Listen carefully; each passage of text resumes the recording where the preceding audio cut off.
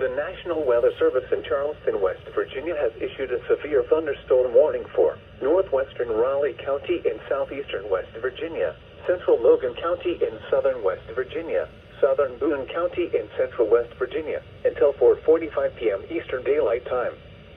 At 4:08 p.m. Eastern Daylight Time, a severe thunderstorm was located over Van, or 8 miles southeast of Madison, moving southeast at 35 miles per hour.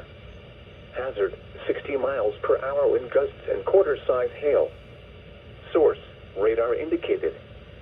Impact, hail damage to vehicles is expected.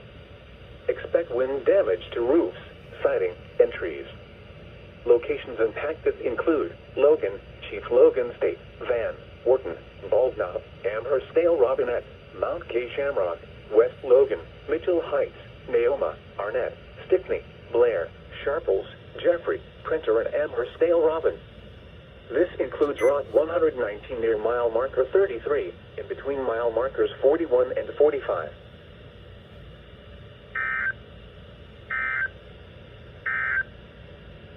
The current